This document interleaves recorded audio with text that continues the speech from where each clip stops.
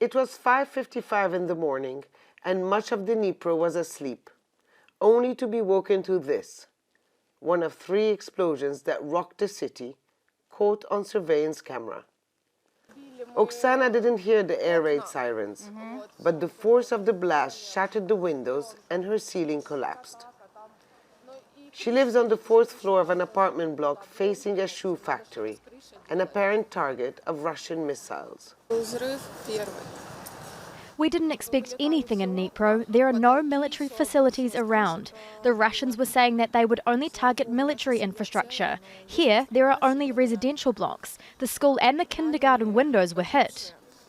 The Ukrainian military says the rockets were launched from the Donetsk region, in territory controlled by the Russian-backed separatists.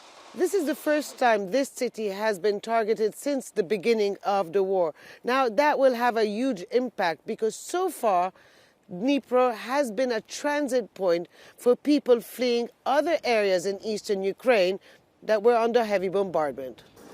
The immediate impact? Long queues outside the train station. People standing for hours in sub-zero temperature, patiently waiting to escape despite the fear of another attack.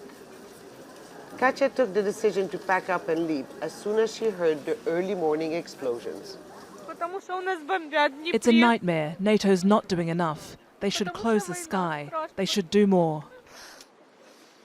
Many of those standing here had fled the horrors of war once before, their hometowns already destroyed, now seeking safe refuge again. IRYNA and her 2 children drove out of Kharkiv after Russian jet fighters flew over her neighborhood for days, and the shelling became closer and louder. This conflict has torn her family apart. Zelensky won't do what Russia expects from him, so we don't know what awaits us. Of course, Ukraine will not compromise. My son also says no. We were living in hell in Kharkiv for a week, and now we hate Russia, although we have many relatives there.